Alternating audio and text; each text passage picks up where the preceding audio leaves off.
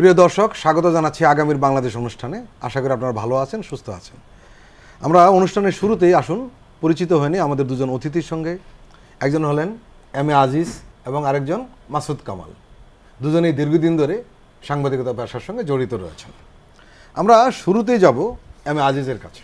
M A Aziz, গত এক সপ্তাহ ধরে আমরা লক্ষ্য করছি বাংলাদেশের সবচেয়ে বড় রাজনৈতিক দল বিএনপি ভারত বিরোধিতায় নেমেছে, যেটা 5ই আগস্টের পর আমরা সেভাবে লক্ষ্য করিনি।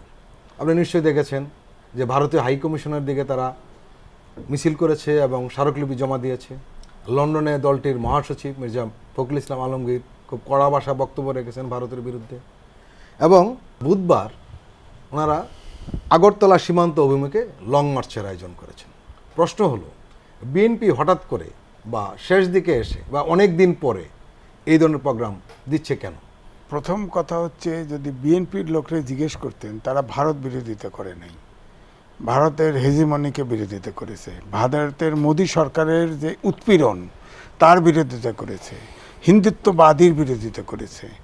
আমিও মনে করি এটা করা উচিত। এই সময়ে অত্যন্ত অ্যাক্টিভ, আপনি ভারতের মিডিয়াগুলো দেখেন, ভারতের সরকারের ফরেন মিনিস্টার সহ সবকে বলেন, সবাই এখন শো করা শুরু করছে, আমাদের আর্মি এত আছে, আমাদের বিমান এত আছে, আমাদের ফাইটার এত আছে।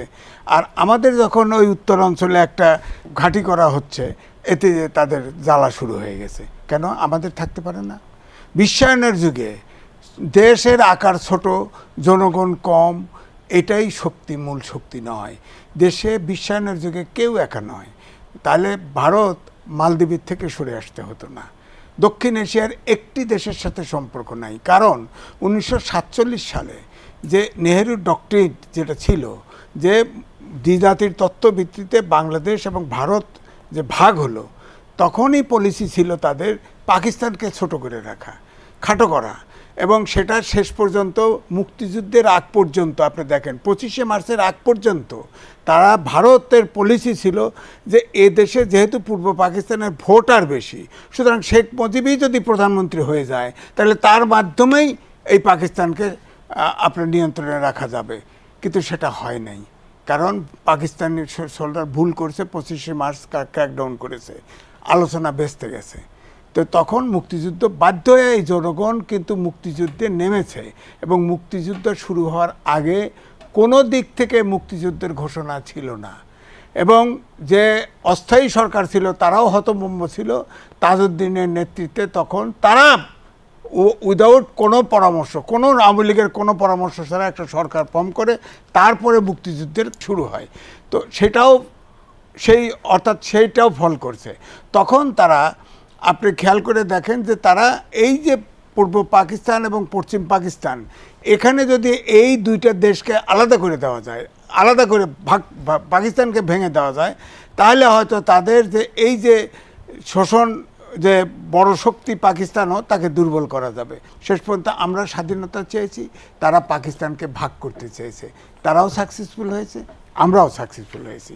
কিন্তু সেই নেহেরু ডক্ট্রিন, নেহেরুর মতবাদ এই দক্ষিণ এশিয়ার সব জায়গা প্রয়োগ করতে গিয়ে সবার কাছ থেকে সম্পর্ক তাদের বিনষ্ট হয়েছে। আমাদের দেশে একমাত্র ফ্যাসিবাদের সরকার প্রধান শেখ হাসিনার সাথে সম্পর্ক ছিল। আমরা টকশো করেছি, মন্ত্রীর সাথে করেছি, এমপির সাথে করেছি, আওয়ামী লীগ নেতাদের সাথে করেছি। একান্তে কথা বলতে গেলে এই ভারতকে সব এত দিয়ে দেওয়া কেউ কিন্তু পছন্দ করে নাই, কিন্তু দিছে, এক ব্যক্তি দিছে, কারণ তার হাতে সকল ক্ষমতা ছিল, সে দিয়ে দিছে। এবং তিনি নিজেও বলেছেন, যা দিয়েছি তা মনে রাখবে। এখন এই জন্যে আমি বলছি যে ভারতে, আমি যেটা আগেও বলেছি, যে এই যে প্রধান উপদেষ্টা ডক্টর ইউনূস সবগুলো দলকে নিয়ে কথা বলল, কথা বলার পরে একটা মেসেজ গেছে। ভারত যেভাবে পাগল হয়ে গেছে, পাগল হওয়ার কয়েকটা কারণ আছে। একটা হলো অনেকগুলো এমইউ স্বাক্ষর আছে, এই এমইউগুলো কিন্তু বাতিল করে দিতে পারে। সবচেয়ে বড় ভয় হচ্ছে তাদের 7 সিস্টারের জন্যে, তারা ট্রানজিট নামে আসলে করিডোর এমইউ স্বাক্ষর করেছিল, ওটা চুক্তি হয় নাই। এটা এখন আর হওয়ার সম্ভাবনা দেখছি না। অর্থাৎ এই পরিবর্তিত অবস্থাতে আর দেখে এটাতে এদের মাথা খারাপ হয়ে গেছে। এখন আমার বক্তব্য হলো যে এই যে ডক্টর ইউনূস সাহেব যদি পলিটিশিয়ান হতো, তাহলে এই যে 10 তারিখে নূর হোসেন দিবসে যে শেখ হাসিনা বলেছে ট্রাম্পের ছবি নিয়ে মিছিল করো, তারপরে ওই ছবিকে অপমান করলে পাঠিয়ে দেবো, এটা মাইলেজ পাবে। তো ঠিক ওই দিন প্রমাণ হয়েছে যে ফ্যাসিবাদের বিরুদ্ধে সব ছাত্র রাজনৈতিক দল এক আছে, এখনও এক আছে ফ্যাসিবাদের বিরুদ্ধে, কিন্তু এইটা তো প্রপারলি ডেমনস্ট্রেট করতে পারে নাই, কারণ এই সরকারের ভিতরে একজন পলিটিশিয়ান নেই, একজন পলিটিক্যাল ব্যাকগ্রাউন্ডের লোক নাই। তাদের শহীদ মিনার বা কোথাও গিয়ে ডেমনস্ট্রেট করা উচিত ছিল, সরকারের পক্ষ থেকেই ডেমনস্ট্রেট করা উচিত ছিল যে দেশের স্বাধীনতার সার্বভৌমত্ব হুমকির সম্মুখীন। তারা দেশ চিটাগাং ভেঙে নিতে চাচ্ছে না, তারা বলছে না আবার আমাদের বিরুদ্ধে অপপ্রচার। কে বলেছে বলেন? উড়িষ্যা, সিলেট, উড়িষ্যা কি বিহার আমরা নিতে চাইছি, কে বলেছে? আমরা তো আত্মপক্ষ সমর্থন যতটুকু করার ততটুকু করছি। তারা এই কয়েকজন হিন্দু আছে, আপনি দেখেন এই হিন্দুদের নাকি সবসময় অত্যাচার করছি। কোথায় আমরা অত্যাচার করছি? তাদের দেশে তো এক টুকরো মাংস, গরুর মাংস আছে বলে মানুষ পিটায় মেরে ফেলবে। ইতিমধ্যে 18টা প্রজেক্ট তাদের আছে, মসজিদ ভেঙে ফেলতেছে তারা। বাবরি মসজিদ তো ভাঙছেই তারা, অর্থাৎ ওই দেশে মাইনরিটি শুধু হিন্দু না, তাদের ওখানে হিন্দু যে দলিত ছিলেন তারাও নিগৃহীত এদের দ্বারা। সুতরাং এই জন্য আমি বলছি যে এখন আমাদের বাংলাদেশের প্রত্যেকটা জনগণের দায়িত্ব, এটা স্ট্রংলি ডিপ্লোম্যাটিক প্রসেস আছে, ভিন্ন আছে, কিন্তু মানুষের সবার প্রতিবাদ করা উচিত, কারণ আমরা রক্ত দিয়ে দেশ স্বাধীন করেছি, এই স্বাধীনতা রক্ষার দায়িত্ব এই দেশের জনগণের। সুতরাং এই প্রতিবাদ ঠিক আছে। এম এ আজিজ বলছিলেন যে চট্টগ্রামের ঘটনার পর প্রধান উপদেষ্টা সমস্ত রাজনৈতিক দলগুলোর সঙ্গে একটি বৈঠক করলেন এবং সে বৈঠকের পরেই কিন্তু একটা ঐক্য আসলো এই বিষয়ে, অন্তত ভারতের বিষয়ে, এবং এরপরই কিন্তু বিভিন্ন দল থেকে একটা সক্রিয়তা লক্ষ্য করেছে, বিশেষ করে বিএনপির পক্ষ থেকে। আপনি এই বিষয়টি কিভাবে দেখছেন? প্রধান উপদেষ্টা সমস্ত রাজনৈতিক দলগুলো ডেকেছেন যে ভারতের বিভিন্ন মিডিয়া চট্টগ্রামের ঘটনাকে কেন্দ্র করে যে ধরনের অপপ্রচার চালিয়েছিল এবং এখনও চালাচ্ছে, তারা থামেনি, কিন্তু সেই অপপ্রচারের প্রেক্ষিতে উনি সকল রাজনৈতিক দলকে একত্রে ডেকেছেন এবং তাদের মতামত জানতে চেয়েছেন। এবং এটা আমি মনে করি বাংলাদেশের প্রেক্ষিতে একটা অভূতপূর্ব ঘটনা। এর আগে সরকারের আহ্বানে বিভিন্ন ভিন্ন মতের রাজনৈতিক দলগুলো একত্রিত হয়ে এ ধরনের জাতীয় স্বার্থে ঐক্যমতে পৌঁছানো এবং সেই অনুযায়ী কাজ করা এবং ঘোষণা দেওয়া এর আগে আমি দেখিনি কখনো। তারপরেও আমি মনে করি এখানেও হয়তো আমার প্রত্যাশা আরও বেশি ছিল যে আরও দু একটা দলকে ডাকা যেত, যারা নাকি রাজনৈতিক, এটা হয়তো এই দেশেরই মানুষ, তাদেরও যদি ডাকা হতো তাহলে হয়তো 16 কলা পূর্ণ হতো, পূর্ণাঙ্গ রূপ পেত। ঠিক আছে, ডাকেনি তার সমস্যা নেই, তারাও তো আর এই ব্যাপারে ভিন্ন মত পোষণ করেনি।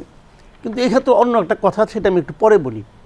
তো এটা করার পর এটা কিন্তু আমার বিবেচনায় এটা ভারতের কাছে একটা বড় মেসেজ গেছে, কড়া বার্তা বলা, হ্যাঁ, যে তারা বুঝতে পেরেছে যে এই স্বার্থে, জাতীয় স্বার্থে বাংলাদেশের মানুষ, বাংলাদেশের পলিটিক্যাল পার্টি, বাংলাদেশের গভর্নমেন্ট সবাই এক। এই মেসেজটা আমাদের দিক থেকে দেওয়া জরুরি ছিল এবং প্রয়োজন ছিল, এবং আমি মনে করি এটা ঠিক সময়ে একদম কার্যকরভাবে দেওয়া সম্ভব হয়েছে। এক্ষেত্রে আমার যেটা পেইনের জায়গাটা সেটা আমি বলি, এই পেইনটার দুটো দিক আছে। প্রথমত পেইন হলো সবাইকে ডাকা উচিত ছিল। আপনি আওয়ামী লীগকেও ডাকতে পারতেন, আপনি জাসদকেও ডাকতে পারতেন, আপনি জাতীয় পার্টিকেও ডাকতে পারতেন। আপনি বলবেন আওয়ামী লীগ আমি কীভাবে ডাকবো, তারা তো নাই ফিল্ডে। হ্যাঁ নাই, তাদেরকে আপনি, ওদের একটা ওয়েবসাইট আছে, আপনি ওয়েবসাইটে মেইলটা পাঠিয়ে দিতে পারতেন। তাদের যারা লিডার তারা কেউ ওই দেশে নাই এবং তাদের আসার মুখ নাই এবং তাদের বিরুদ্ধে মামলা আছে, তাদের বিরুদ্ধে আপনি মামলা হলে মামলা ধরে মামলা ঢুকাই দেবেন, কোনো প্রবলেম নাই। বাট আমি আরেকটা কথা বলি, এটা সত্যি, এটা আমার প্রত্যাশা। কিন্তু আবার আরেকটা প্রত্যাশা কি, আওয়ামী লীগকে একটা পলিটিক্যাল পার্টি হিসেবে অ্যাক্ট করতে পেরেছে, সেটা কিন্তু আওয়ামী লীগকে ডাকে নাই, সমস্যা কি? আওয়ামী লীগকে ওদের না ডাকে এই গভর্নমেন্ট, তার মানে কি আওয়ামী লীগ জাতীয় স্বার্থে চুপ করে থাকবে? আওয়ামী লীগ চুপ করেছিল। কীভাবে চুপ করেছিল? আওয়ামী লীগের একটা ওয়েবসাইট আছে, আওয়ামী লীগের একটা ফেসবুক পেজ আছে, সেখানে তারা কিন্তু এই যে সাম্প্রদায়িক একটা হুজুগ তৈরির জন্য ভারতীয় মিডিয়ার যে ভূমিকা, সেই ভূমিকা তারা সমালোচনা করতে পারত, কিন্তু পারেনি। না পারেনি মানে করেনি, বরং তারা তাদের হুজুগে গা ভাসাইছে, তাদের হুজুগে ইন্ধন দিচ্ছে। এটা দেওয়ার মাধ্যমে তারা তাদের অবস্থানটা ক্লিয়ার করছে, সেটা হলো আমাদের দেশে যে বৃহত্তর স্বার্থ, সেই স্বার্থে তারা বিপরীতে গেছে। এটাও তারা একটা অন্যায় করেছে আমি মনে করি। এটা করার মাধ্যমে কী হয়েছে দেখেন, সারা দেশে অনেক হিন্দু বাড়ির পাশে কিন্তু আওয়ামী লীগের বাড়ি আছে, সেই লোকটা দেখেছে যে আমার প্রতিবেশী হিন্দু কোনো ক্ষতিগ্রস্ত হয় নাই, কিন্তু ভারতীয় মিডিয়া বলছে আমাদের এখানে হিন্দুরা ক্ষতিগ্রস্ত হচ্ছে। এই ধারণার মাধ্যমে তারা তার সেই সমর্থককে, তার সেই কর্মীকে একদিকে মেন্টালি আহত করেছে, আরেক দিকে তাকে বিপদগ্রস্ত করেছে। রাইট। এই জায়গাটাতে আমি মনে করি পলিটিক্যাল পার্টি হিসেবে আওয়ামী লীগ একটা ব্লান্ডার করেছে। এই দুটোই দিক কিন্তু আছে, কিন্তু আমি তারপরেও মনে করি এটা একটা, এই গভর্নমেন্ট একটা শুভ উদ্যোগ, এবং এই গভর্নমেন্ট আগামীতে যখন কোনো জাতীয় ঐক্যের প্রশ্নে কোনো পদক্ষেপ নেবে, তখন জাতি বলতে একটা গোষ্ঠীকে, বড় একটা গোষ্ঠীকে বাদ দিতে পারবেন না। আপনি একজন লোককে বাদ দিতে পারবেন না, সবাইকে নিয়ে আপনি আহ্বান করতে হবে। সবাই আসবে না, যে আসবে না সে আসবে না, সে প্রমাণ করবে তার আচরণের মাধ্যমে সে এই জাতির সঙ্গে সে মানে সহমর্মিতা প্রকাশ করছে না, এটা তার সমস্যা হবে, কিন্তু আপনাকে সবাইকে ডাকতে হবে। M A Aziz. না দেখেন, মাসুদ কামাল ভাই যে কথাগুলি বলল সেটা 5 তারিখের আগে, অর্থাৎ এই ছাত্রদের 2 মাসের আন্দোলনের আগে এটা ঠিক ছিল। পরে এখন ভারত যেভাবে ন্যাকেটলি লেগে গেছে শেখ হাসিনাকে পুনর্বাসন করার জন্য এবং আওয়ামী লীগকে পুনর্বাসন করার জন্য ওপেনলি, শুধু মোদি সরকার নয়, পুরা ভারত, ভারতের মিডিয়া সহ। সুতরাং এই সময়ে যদি কোনো জাতীয় ইস্যুতে সবাইকে, এটা তো জাতীয় ইস্যুতে ডাকা হয়েছে, আওয়ামী লীগের কাছে তো এটা জাতীয় ইস্যু নয়, তারা ফ্যাসিস্ট, তারা পালাইয়া গেছে। তাদেরকে ডাকলে তারা ইমেল হোক আর ফেসবুকেই হোক ওই ভারতের কথাগুলোকেই জাস্টিফাই করতো, তাতে তারাও আরও ক্ষতিগ্রস্ত হতো, বিতর্কিত হতো, আর আমরাও মনে করব যে আমাদের এখানে একটা ভিন্ন মত আসতো, কারণ তারা তো বাংলাদেশি, এতে কোনো সন্দেহ নাই, বাংলাদেশি। সুতরাং এই পরিস্থিতি থেকে তাদেরকে না ডাকা, যেমন জাতীয় পার্টি আপনার একটা টেলিভিশনে অনেক আগে প্রথম দিকে এসে সে খুব উষ্মা প্রকাশ করলো, আমাদেরকে প্রধান উপদেষ্টা ডাকে নাই, অমুক তমুক নাই। ভাই আমি বললাম যে ভাই আপনারা তো সারা জীবন আমি ডামি পর্যন্ত একসাথে নির্বাচন করছেন, মন্ত্রীও হয়েছেন, এমপিও হয়েছেন, এখন পর্যন্ত টকশোতে আসতে পারতেছেন, এটাই যথেষ্ট নয় আপনার জন্যে? আপনার সহ তো ওই 14 দলের মতো আপনাদেরকেও জেলে থাকা উচিত ছিল, এটা করে নাই কে? সেটাই আমার অভিযোগ। কারণ তারাই তো এই আওয়ামী লীগ সরকারকে আরও বেশি পচাইছে সাই দিয়া। তো এই জন্য আমি বলবো যে পরিস্থিতির পরিবেশ এখন আমরা যে অবস্থায় আছি, তাতে করে আমাদেরকে ওই দক্ষিণ এশিয়ার অন্য দেশগুলোর মতো আমাদের করতে চায়। এটা কিন্তু ইনডাইরেক্টলি আমি বলবো এটা স্নায়ুযুদ্ধ চলছে। এই যুদ্ধে আমাদের স্বাধীন দেশের অস্তিত্ব রক্ষার্থে এই যুদ্ধে আমাদের জিততে হবে। সুতরাং ভারত যাদের পক্ষে পুরা মিডিয়া নিয়ে নামছে তারা আমার সাথে বসতে পারে না, এই পরিস্থিতি এখন নাই। প্রিয় দর্শক, আমরা এখন একটি বিরতিতে যাচ্ছি, আপনারা আমাদের সঙ্গেই থাকুন।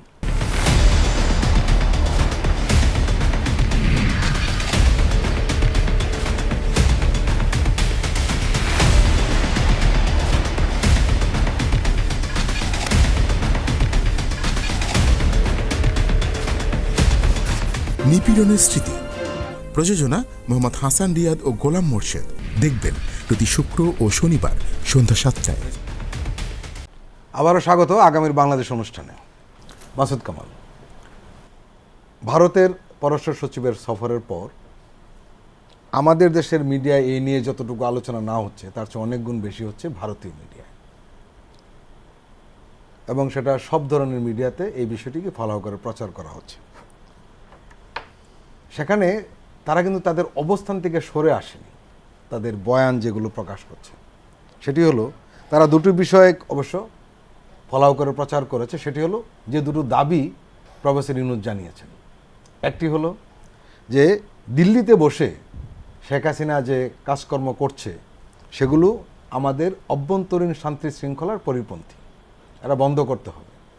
দ্বিতীয় যেটা হলো সেটি হলো যে ভারতীয় মিডিয়া যে অপপ্রচার করছে সেটি থামাতে হবে। কিন্তু তাদের এই রিপোর্টে এই বিষয়ে তাদের কোনো কিছু আমরা পাইনি যে ভারত এটাকে রিথিঙ্ক করবে কি করবে না। বরঞ্চ আমরা এটা লক্ষ্য করেছি যে ঠিক তার পরের দিনই কিন্তু আমাদের হাই কমিশন অভিমুখে বিজেপির সমর্থকরা বিক্ষোভ মিছিল করেছে। আপনার কাছে আমার প্রশ্ন হলো, ভারতের যে এই মনস্তাত্ত্বিক একটা জায়গায় পৌঁছে গেছে যে এক জায়গায় থাকবে, তারা শেখ হাসিনাকে প্যাট্রোনাইজ করবে এবং অন্তর্বর্তীকালীন সরকারকে মৌখিকভাবে মানলেও কার্যকরীভাবে মানবে না, এই প্রবণতা থেকে কি দিল্লি বেরিয়ে আসতে পারবে বা আসবে? এখানে এটা বলা কঠিন, আসবে কি আসবে না, আসতে চাইবে কি চাইবে না, এটা বলা কঠিন। কারণ তারা এতদিন তারা কিন্তু তাদের মনোভাবটা প্রকাশ করেছে। কারণ আপনার প্রতি আমার খুব আছে কি না আছে এটা আমি জানি। এখন যেই মাত্র আমি প্রকাশ করে ফেললাম তখন কিন্তু সবাই জানলো।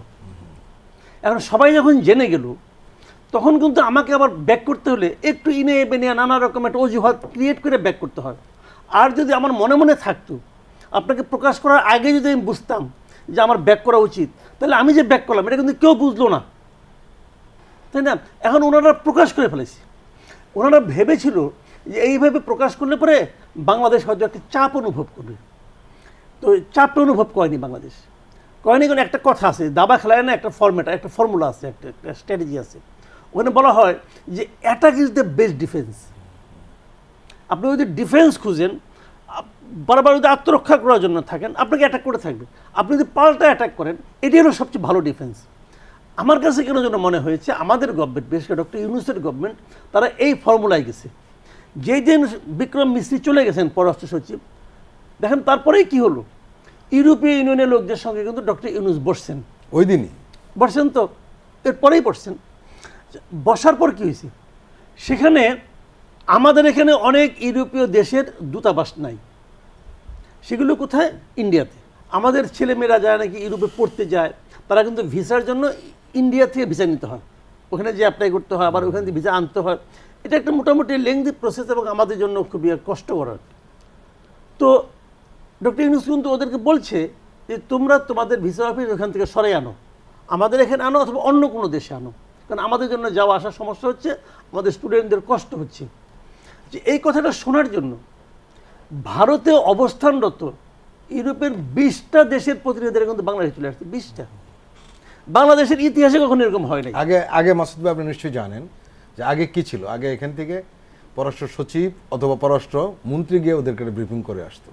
এখন এবার ঘটেছে উল্টো। ওরা কিন্তু এখানে এসে ইউনূসের সঙ্গে তারা কথা বলেছে। এই জিনিসটা যদি ধরেন, এখন আমি একটা হাইপোথেটিক্যালি কথা বলি, ডক্টর ইউনূসের এই আহ্বানে কি মনে করেন কাজ হবে না? হবে। আমি তো নিশ্চিত যে 2-1টা দূতাবাস এখানে এসে তাদের অফিস, অলরেডি বুলগেরিয়া চিন্তা করছে তাদের অন্য জায়গায় নিয়ে যাবে, অন্য জায়গায় নেই, এখানেও আসবে, আমি শিওর। বাংলাদেশেও আসবে 2-1টা দেশ। আচ্ছা, আসার পর অন্য দেশেও যাবে। এই যে যাওয়াটা, মানে ওখানে আমার আর যেতে হবে না, এটা কি ভারতের জন্য একটা চপটাঘাত না? ব্যাপারটা খেয়াল করেন। তার মানে কি, ডক্টর ইউনূস কিন্তু অফেন্সিভ খেলছেন। তো আমি ভারতের আচরণে, ভারতের মিডিয়াগুলো আমি মানে বিক্রম মিস্ত্রি চলে যাওয়ার পর আমি 2-1টা মিডিয়ার সংবাদ পড়ে মনে হচ্ছে যে মানে ওরা খালি কান্না করতে বাকি রাখছে যে কেন আমরা ভয় দেখায়, ভয় পায় না কেন। এখন কেন ভয় পায় না, এই দুঃখে তারা কাতর হয়ে গেছে। এই কাতরতা একটু সময় লাগবে। চক্ষুলো যত একটা আছে যে আমি করলাম, মানলো না, আমি এখন আবার ব্যাক করলাম, এটা তো হয় না। কাজে কয়েকদিন ইনে বিনিয়া এটা সেটা করে আলটিমেটলি ভাই পথে আসতে হবে। পথে আসতে হবে কেন জানেন? আমি বলি আপনাকে, ওরা তো বড় দেশ, আমরা ওদের ছোট দেশ।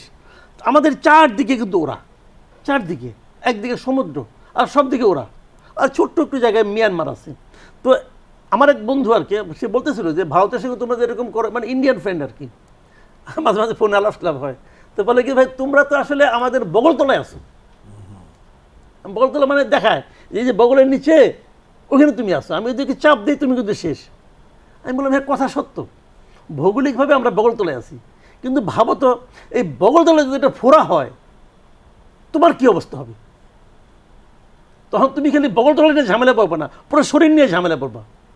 তো বিষয়টা হলো এখানে ভারতও নিশ্চয়ই এটুকু বোঝে যে বাংলাদেশ যদি আমার জন্য ফোড়া হয়ে দাঁড়ায়, বিস্ফোরা হয়ে দাঁড়ায়, তাহলে আমারও শান্তি নাই।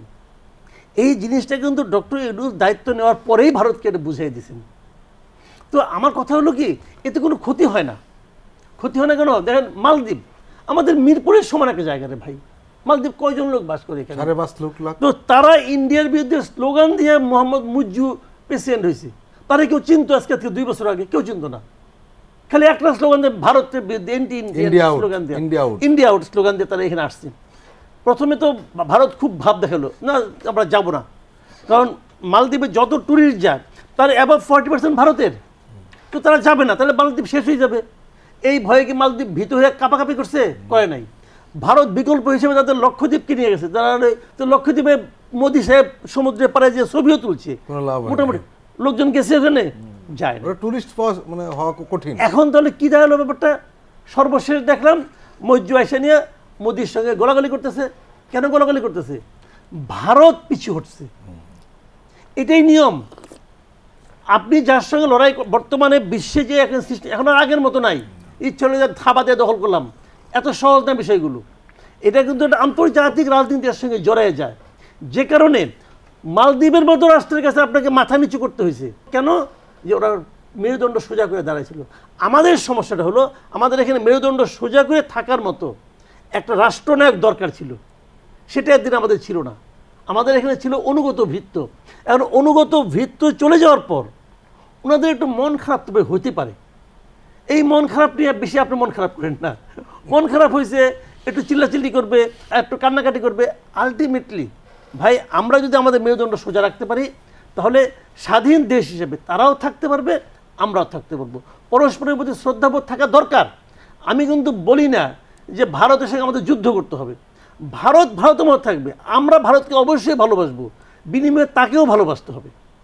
আমরা তার সঙ্গে বাণিজ্য করব, বিনিময়ে তাকেও বাণিজ্য করতে হবে। এই বাণিজ্যের মাঝখানে গ্যাপটা ওই $10 বিলিয়ন হবে না, যে তারা খালি আমাদের কাছে বেচবে, আমরা খালি কিনবো, একতরফা বাণিজ্য চলবে না। এইটা যদি আমাদের সরকার নিশ্চিত করতে পারে, আমাদের সরকার যদি বেহায়ার মতো না বলে যে আমাদের সঙ্গে স্বামী স্ত্রীর সম্পর্ক, তাহলেই হবে। ওই বেহায়াপনার থেকে আমরা রক্ষা পাইছি, আমরা ওই বেহায়াপনার মধ্যে আর দ্বিতীয়বার ঢুকতে চাই না, ওই অশ্লীলতার মধ্যে আমরা দ্বিতীয়বার ঢুকতে চাই না। এবং এটা যদি আমাদের দেশের সরকার যিনি থাকুন না কোনো, তারা যদি এটা নিশ্চিত করতে পারেন, আমি নিশ্চিত ভারত আমাদের সঙ্গে সম্পর্ক ভালো করবে। নাহলে ভারত যাবে এটা করে ভাই। ভারতের কোনো একটা প্রতিবেশীর সঙ্গে তার সম্পর্ক ভালো না, কারোর সঙ্গেই না, তো যাবে কোথায়? তাদের আমাদের কাছে আসতে হবে। আজিজ, ভারতের ভিতর থেকেই এই প্রতিবাদ হচ্ছে, কারণ তাদের হসপিটালগুলি বন্ধ, দোকানগুলি বন্ধ, ট্যুরিস্ট স্পট নাই। বাংলাদেশের প্রতি বছর 50 লক্ষ লোকের উপর ভিজিট করত, তারা হসপিটালে যেত, পড়াশোনা করতে যেত, ট্যুরে যেত। এখন ভারতের সাধারণ লোক যাদের ছোট ছোট দোকান বা নিউ মার্কেটাররা, তারা দোকান বন্ধ হয়ে গেছে, সাধারণ চেন্নাই পর্যন্ত এই প্রভাব পড়েছে। তারা বলতেছে এখন যে এটা পলিসি ঠিক হচ্ছে না, এটা খুলে দেওয়া উচিত, খুলে দেওয়া, কারণ তো ব্যবসা বন্ধ হয়ে যাচ্ছে। আর এদিকে বাংলাদেশিরা যেটা হচ্ছে, এই যে সমকালীন নিউজ সভা হয়েছে, বাংলাদেশিরা চিকিৎসার জন্য ব্যাংকক যাচ্ছে, মালয়েশিয়া যাচ্ছে, যারা ধনী লোক তারা সিঙ্গাপুরে যাচ্ছে। অলরেডি আপনার ভারতের মাথার থেকে সরায় দিছে। আমাদের গার্মেন্টস তোলার জন্য নির্ভরশীল ভারতের উপরে। ভারত এখন মালয়েশিয়া, সাউথ আফ্রিকার থেকে সব তুলে আসে, ওখানে ওয়ার হাউস করছে, ওখান থেকে তুলে নিয়ে আসতেছে গার্মেন্টস। আপনি যখনই আমাদের উপরে চাপ দিবে তখনই দেখবেন অটোমেটিক যার যার জায়গা সে খুঁজে নেবে। ভারত এটা কিন্তু এখন বুঝতেছে, তাদের এই বাংলাদেশ 18 কোটি জনগণের দেশ, এটা তাদের বড় বাজার। এই অঞ্চলে আর তাদের বাংলাদেশের মতো বাজার নেই। আমি আজিজ, অফিসিয়ালি তো চতুর্থ বাজার, হ্যাঁ, আর চোরা কারবারি যদি যোগ করা হয় তাহলে সেটা হয়তো তৃতীয় হয়ে যেতে পারে। না, সেটা তো আছেই, কিন্তু যেটা হলো যেসব বরাবর থেকে তারা যে সব দেশে, আশেপাশে সব দেশে অনুগত সরকার রাখতে গিয়ে তারা মানে জনগণ টু জনগণ সম্পর্কের চাইতে এরা মাথা ধরতে চায়, ওই একেবারে নেহেরু ডক্টরিন থেকে শুরু করে তো করতে গিয়ে সব ছুটে গেছে। এখন তারা উপলব্ধি করতেছে যে না, এখন আমরা যারা ধরেন শেখ হাসিনা যতদিন ভারতে থাকবে ততদিন এই বাংলাদেশের টারণপোড়ণ থাকবে। কারণ ইউনূস সরকার কখনো বা অন্য কোনো সরকার এই হাসিনার পরিণতি ভোগ করতে চাইবে না। সবার স্মরণ হবে যে ভারতের অনুগত হলে শেষ পর্যন্ত শেখ হাসিনা হইতে হবে। হ্যাঁ, সুতরাং এটা পারবে না। আর ভারতের বাংলাদেশের জনগণও এটাকে সহ্য করবে না, কারণ অনুগত থেকে তো দেখা গেছে, আপনি দেখেন বর্ডারে হত্যা করে। আপনার চীনের সাথে ভারতের এগ্রিমেন্ট আছে যে 1 কিলোমিটার দূরে কোনো মারণাস্ত্র ব্যবহার করা যাবে না। তা আমাদের দাবি কিন্তু অল্প, ওরা তো বাংলাদেশটা লয়ে ফেলাইছে ভারত। শেখ হাসিনা পুরো বাংলাদেশের সব কিছু দিয়ে দিছে, এবং এই করিডোরটা হয়ে গেলেই 7 সিস্টারে যেতে পারতো, তাদের 16 কলা পূর্ণ হতো। এই জায়গা তাদের মাথা গরম হয়ে গেছে পরিষ্কার। এই জন্য তারা ভাবে যে একমাত্র আমাদের বিশ্বস্ত শেখ হাসিনা, তাকে এই নিয়ে এই দেশে পাঠাইতে হবে, এবং কোনো ফ্যাসিস্ট পৃথিবীতে কোনো নজির নাই যে আবার দ্বিতীয়বার ক্ষমতায় আসছে, এটা সম্ভব না। এবং আপনি মনে রাখেন, বাংলাদেশে অনন্তকাল এই ফ্যাসিবাদের বিরুদ্ধে ঐক্য থাকবে। আর রাজনৈতিক যে টানাপোড়েন, এটা তো থাকবেই। যার যার রাজনীতি উদ্দেশ্য আছে না, ক্ষমতা সামনে নির্বাচন হলে তারা মেজরিটি পাওয়ার চেষ্টা করবে না, এটা তো থাকবেই। এটা তো সব কিছুতেই ফেসিবাদের সাথে এক বলে কি রাজনীতিও সবাই ছেড়ে দিবে? তা তো দিবে না, এটা থাকবেই। আমার কথা হলো রাজনৈতিক ইস্যু, জাতীয় ইস্যুগুলিতে ঐক্যবদ্ধ। যেমন ওরা শেখ হাসিনা অন্যায়ভাবে আশ্রয় দিয়েছে, তারপরেও দেখেন পার্লামেন্টারি পার্টির বৈঠক করে শেখ হাসিনাকে আশ্রয় দিয়েছে। কিভাবে তারা দেখবে? তারা সাবেক বলে, আর মিডিয়াগুলো কালে প্রধানমন্ত্রী। খেয়াল করে দেখেন, মিডিয়াগুলো বলে। অর্থাৎ এই যে মোদির যে উগ্র হিন্দুত্ববাদী, এটা কংগ্রেসও খাইছে। সবাই সবাই পুরা ইন্ডিয়া একটা উগ্র হিন্দুত্ববাদী। এই যে ইসকন হলো RSS এর উপদেশে এটা চলে। সারা পৃথিবীতে তাদের হিন্দু সংখ্যা বাড়াবে সারা দেশে। এটা হলো ইসকন, হলো এই ধরনের আপনার তাদের আধ্যাত্মিক হিন্দুত্ববাদী সংগঠন। বাংলাদেশে দেখেন 80টা দেশে আছে ইসকন, তার আর 885টা মসজিদ মন্দির আছে। বাংলাদেশের সব দলিত যারা আছে না, যাদের মন্দির সব দখল করে নিয়েছে এই ইসকন ধ্বংস। আমরা টেরো পাইনি, কারণ ফ্যাসিস্ট সরকার ছিল, ইন্ডিয়ান সরকার ছিল বাংলাদেশে। আমরা টেরো পাইনি ইসকন যে এরকম একটা। ইসকনের ভিতরে আমি তো জানি যে ওই ইসকনের যে জমায়েত হয়েছে চিটাগাঙে, হ্যাঁ সাংবাদিকও আছে একজন, বড় একটা সাংবাদিক ওখানে ডোনেট করছে, হিউজ টাকা ডোনেট করছে। অর্থাৎ ইসকনে শুধু ভারত না, এখানের লোক পালন করেছে। সুতরাং আমার বক্তব্য হচ্ছে, আমি স্বাধীন দেশের স্বাধীন নাগরিক হিসাবে এই দেশের স্বার্থ আগে দেখব। এই ইস্যুতে অন্ততপক্ষে জাতীয় ঐক্যবদ্ধ থাকবে, এটাই আমাদের প্রত্যাশা। ভারত আমাদের প্রতিবেশী, আমরা শত্রুতা চাই না। আমরা চাই যে আমাদের ন্যায্য অধিকার তাদের দিতে হবে। আপনার পানি, আন্তর্জাতিক নদীর পানি আপনি আটকায় দিবেন, 54টা রবিবার আমাদের দেশে পানি লিঙ্ক আছে, আপনার পানি আটকায় দিবেন আপনার খুশি মতো, তা তো হবে না। 54টি রিভারের লিভার লিঙ্কিং প্রজেক্ট করতেছে, টাকা নাই বলে কাজ শুরু করতে পারে নাই। ওইটা করে ফেললে তো আমাদের এক ফোঁটা পানি আসবে না। যখন পানি ছেড়ে দিবে তখন বন্যা সব ভাষায় দেবে। এটা তো হইতে দাও, এটার বিরুদ্ধে কথা বলা উচিত। তিস্তা দিয়ে কি করব? তিস্তা 12টা উপরে ড্যাম হয়ে গেছে, তিস্তার পানি গজলডোবায় ভাগ করছে, ওর তিস্তায় তো পানিই আসে না। পানি নিয়ে তো তারা জলবিদ্যুৎ করে অনেক কিছু করে নিয়ে গেছে। সুতরাং আমাদের হিস্সা কিন্তু অল্প, আমার বাণিজ্য ঘাটতি, আমার দেশ ছোট, আমার প্রোডাকশন অল্প, কিন্তু আপনি ডাম্পিং অ্যান্টি ডাম্পিং দিয়ে সব পণ্য আটকায় দেবেন বাংলাদেশে, আর আপনার পণ্য হক গড়াগড় বাংলাদেশে ঢুকবে, তা তো হতে পারে না।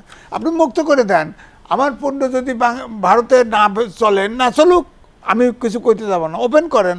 আর না হলে আপনি অন্তত পক্ষে জনগণের সংখ্যা অনুযায়ী ভাগ করেন, কত কি একটা মডেলিটিস বার করেন, কিন্তু একচেটিয়া শোষণ করা যাবে না। ছাত্র জীবনে স্লোগান দিয়েছি, ভারতের সম্প্রসারণ বা ধ্বংস অগ্নিপাত যাক। আবার সেই স্লোগান বুড়ো বয়সে দিতে চাই না। ভারতকে ছাড়া হবে না আমাদের দেশের স্বাধীনতা সার্বভৌমত্ব হস্তক্ষেপ করলে। আমরা আবার একটু বিরতি নিচ্ছি, আমরা এক্ষুনি ফিরছি, আপনারা আমাদের সঙ্গেই থাকুন।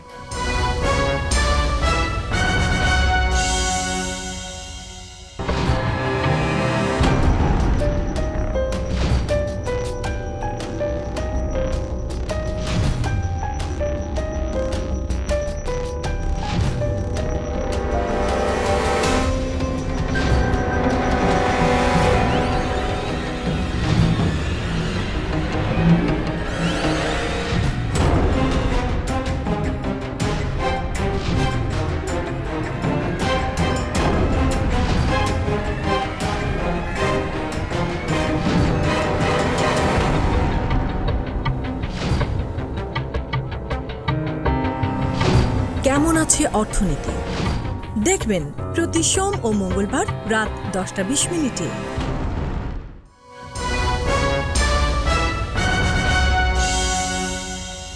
আবারও স্বাগত আগামীর বাংলাদেশ অনুষ্ঠানে। মাসুদ কামাল, আপনি জানেন যে সরকারের সংস্কার কমিশনের অনুকরণে বিএনপিও কিছু সংস্কার কমিশন করেছে, যে কমিশন তাদের সুপারিশমালা সরকারকে পেশ করবে। এমন একটি কমিশন হলো পুলিশ কমিশন। এবং সেই পুলিশ কমিশনার প্রধান হলেন মেজর হাফিজউদ্দিন আহমদ। তিনি একটি সংবাদ সম্মেলনে বলেছেন যে তারা র্যাবের বিলুপ্তি চান।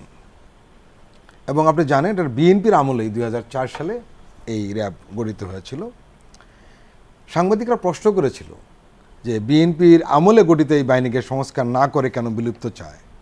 এর জবাবে মেজর হাফিজ বলেছেন যেটা মেডিকেল বিদ্যা তো আছে, যখন একেবারে গ্যাংগ্রিন হয়ে নষ্ট হয়ে যায় তখন কেটে ফেলা ছাড়া আর কোনো উপায় থাকে না। এবং তিনি আরও কিছু কথা বলেছেন এই প্রসঙ্গেই। তিনি বলেছেন যে র্যাব আন্তর্জাতিকভাবে এমনভাবে নিন্দিত হয়েছে, আর দেশে তো র্যাব মানে একটা দানব তৈরি করা হয়েছে। তারা যত ধরনের খুন গুম, যত এক্সট্রা জুডিশিয়াল কিলিং অধিকাংশই এই র্যাব বাহিনীর মাধ্যমে হয়েছে। কাজেই সেই কারণে আমরা এটা বিলুপ্ত চাচ্ছি। হ্যাঁ, না, এটা তো ওনারা চাইতেই পারেন, কারণ ওনারা তো একটা পলিটিক্যাল পার্টি, তাই না? ওনারা সরকারের যে তারা যে সমস্ত সংস্কার কমিশন করেছে তার অনুকরণে নিজেরাও সংস্কার কমিশন করেছে, এবং তারই অংশ হিসেবে তাদের মতামত সেখানে এই বক্তব্যের মাঝখানে সেটা রিফ্লেক্টেড হয়েছে। এবং আমি কিন্তু ওনার মতামতের সঙ্গে একমত। কারণ একটা জিনিস আপনি বলেন, পৃথিবীর সব দেশে কি একটা র্যাব আছে? নাই তো, কেন আমার এখানে আছে। আবার অন্য দেশে অন্যরকম একটা কোনো সংগঠন হয়তো আছে পুলিশের পাশাপাশি।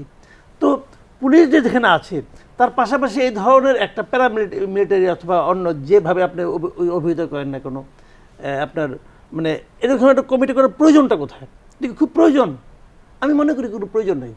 এটা যখন করা হয় তখন একটা দেখেন এই র্যাবের কিন্তু অনেক সুনাম আছে, তারা অনেক ভালো কাজ করেছে।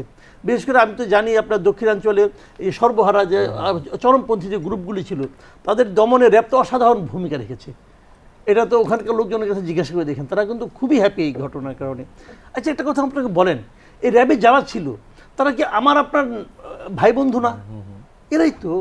র্যাব যদি বন্ধ করে দেয়, র্যাবের যে লোকগুলি আছে এগুলি কি হবে? যার যার বাহিনীতে ফেরত যাবে। তো সেই বাহিনী সেগুলি তো থাকবে। তাহলে র্যাব ইটসেলফ নামটাই খারাপ। খেয়াল করেন, তারা এরকম একটা কালো পোশাক পরলো আর সেই দানব হয়ে গেল। পোশাক কি তাকে দানব বানায়, নাকি তার ভেতরের যে হৃদয়ের যে অমানবিক চিন্তাটা সেটা তাকে দানব বানায়, নাকি তার মধ্যে দানবীয় কিছু চিন্তা উপরে থেকে কেউ চাপাইয়া দেয়? কিন্তু সাধারণ মানুষের কাছে এই যে কালো পোশাক, মাথায় একটা কালো রুমাল পেঁচানো, এইটা কিন্তু মানুষের জন্য একটা স্বস্তির প্রতীক না হয়ে আতঙ্কের প্রতীক হয়ে গেছে। মানুষ যখন এটা দেখে আতঙ্কিত হয়, ভয় পায়, দেশে এমন বাহিনী থাকার দরকার নাই যে বাহিনীকে দেখে সাধারণ মানুষ ভয় পাবে। শিশুরাও ভয় পায়, দরকার নাই। এমন বাহিনী থাকতে হবে যে বাহিনীকে দেখলে মানুষ উৎসাহিত হয়, স্বস্তি পায়, যে না এখন ওরা আসছে, আমার সমস্যা মিটবে। আর এরা ছিল কি, এরা আসে শুনলে পরে মানুষ ভয় পেত যে আমার কিন্তু লুকাতে হবে, যদি আমাকে ধরে নিয়ে যায় তাহলে তো আমি অপরাধ করি বা না করি আমার তো অবস্থা কাহিল। তো এই ধারণার কারণে আমি মনে করি এটা বিলুপ্ত করা উচিত। এবং 2 নম্বর হলো যে এটা ভালো মন্দ যাই ছিল ছিল, আপনি পুলিশ বাহিনীকে যদি যথাযথভাবে শক্তিশালী করতে পারেন, র্যাবের তো এক্সট্রা দরকার নাই, পুলিশটাই ঠিক করেন। কিন্তু এই লোকগুলো যখন ব্যাক করবে যার যার বাহিনীতে, সেটাও আমাদের মাথায় রাখতে হবে। তারা কি র্যাবের মানসিকতা অর্জন করে ব্যাক করছে, নাকি ওই মানসিকতাটা ওই পোশাক খোলার সঙ্গে সঙ্গে ওইখানে মানসিকতাটা খুলে রেখে এসেছে? সেটাও কিন্তু আমাকে চেক করে দেখতে হবে। মানে আমরা জনবান্ধব একটা সশস্ত্র এরকম একটা বাহিনী চাই, যারা অস্ত্রধারী যারা হবে, যার হাতে অস্ত্র থাকবে। তার অর্থটা হলো সেই অস্ত্রটা জনগণ দেখে যেন আশ্বস্ত হয় যে এই অস্ত্র আমার ভালোর জন্য ব্যবহার হবে। এটা যদি আপনি না করতে পারেন, আজকে র্যাব বন্ধ করবেন, কালকে আরেকটা বানাবেন, পরশুদিন আরেকটা বানাবেন, আপনি ক্ষমতায় টিকে থাকার জন্য আরেকটা। এই যে এইগুলো আসলে মূল সমস্যাটা কিন্তু ভাই মাথায়, পোশাকে না। এই মাথাটাকে আগে ঠিক করতে হবে, এবং যারা এগুলো চালাচ্ছে তাদের মন মানসিকতার মধ্যে চেঞ্জ আনতে হবে, তাহলেই হবে। তা না হলে এই করলাম, এটা বাদ দিলাম, ওইটা করলাম, র্যাব বানাইলাম, ড্যাব বানাইলাম, এগুলি অর্থহীন। এগুলি কোনো মানে সাধারণ মানুষের কাছে গুণগত কোনো পরিবর্তনের কোনো মানে আশ্বাস দেয় না আর কি। এম এ আজিজ, মেজর হাফিজ ওই সংবাদ সম্মেলনে আরও কিছু কথা বলেছেন, বিশেষ করে পুলিশদের নিয়ে। উনি বলেছেন যে প্রায় গণশত্রুতে পরিণত হওয়া সত্ত্বেও পুলিশ বাহিনীকে ছেঁটে ফেলার কোনো সুযোগ নেই, এটিকে সংশোধন করে আবার দাঁড় করাতে হবে। পতিত সরকার আমলে বাংলাদেশ একটা পুলিশি রাষ্ট্রে পরিণত হয়েছিল। এই পুলিশ বাহিনী যাতে জনগণের প্রতি সংবেদনশীল হয়, তাদের মগজে যেন এই ধারণাটি প্রতীত হয় যে দেশের মালিক জনগণ, তারা জনগণের প্রভু নয়, সেবক। এই ধারণাটি তাদের মনে ঢুকাতে আমরা বিভিন্ন সুপারিশ করেছে। প্রথমেই যেটা করা উচিত ছিল, আমি এইটাই বলছি, যদি এখানে পলিটিশিয়ান থাকতো তাহলে প্রায়োরিটি ঠিক করতো। পুলিশ প্রশাসন এই দুটো তো প্রধান আপনার সমস্যা। পুলিশ যারা ওই দিন ওই 5 তারিখে খুন করেছে বা আগে খুন করেছে তাদের আইডেন্টিফাই করে তদন্ত করে জেলে পাঠাতো, দুর্নীতিবাজগুলোকে কেসে ঢুকায় দিয়ে অ্যারেস্ট করে নিত, আর বাকিদেরকে সাধারণ ক্ষমা ঘোষণা করা উচিত ছিল। কারণ এরা ট্রমাটাইজ। আপনি খেয়াল করে দেখেন 15টা আপনার কলেজের ছাত্ররা গিয়ে ওই যাত্রাবাড়ি কলেজে যে ডেট করে দিন করে ঘোষণা দিয়ে আক্রমণ করছে না, ভাঙচুর করছে না, পুলিশ 3 ঘন্টা পরে গেছে, পুলিশ যায় নাই। আর পুলিশ কেন যাবে?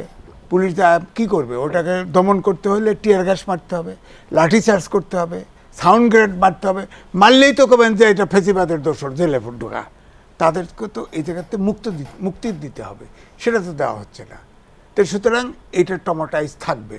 আপনার ম্যাথমেটিক্যালি বৈজ্ঞানিকভাবে এই পুলিশকে বাছাই করতে হবে যে কোন পুলিশগুলোকে মানবিক করা যাবে। আমাদের লক্ষ্য বৈশ্যবিহীন সমাজ, ছাত্রদের গণতন্ত্র, আইনের শাসন, সুশাসন, এটা তো লক্ষ্য। এটা কিন্তু স্বাধীনতা যুদ্ধের সময়ও ভিন্ন ভাষায় একই লক্ষ্য ছিল, কিন্তু আমরা বহুবার রক্ত দিচ্ছি কিন্তু ওই জায়গা পৌঁছাইতে পারি নাই। আমরা যদি সত্যিকার মানবিক বাংলাদেশ চাই তাহলে আমরা খুনি বাহিনী কেন পালব? পরিষ্কার কথা, র্যাব একটা খুনি বাহিনী, আমেরিকার নিষেধাজ্ঞা পর্যন্ত আছে, তারা হেন কাজ করে নাই, করছে। সুতরাং এই বাহিনী থাকার দরকার নাই। আর এই বাহিনীতে আরেকটা মাইনাস পয়েন্ট হচ্ছে, এই বাহিনীতে সেনাবাহিনীর সদস্য আছে, বিমান বাহিনীর সদস্য আছে, নৌবাহিনীর সদস্য আছে। এদের ট্রেনিংটা কিন্তু পুলিশি ট্রেনিং হয় না। তাই আপনি এই সেনাবাহিনীর ভিতরে, আর্ম ফোর্সেসের ভিতরে এই জাম ঢুকাচ্ছেন কেন? তাদের জায়গায় তাদের যেতে দেন।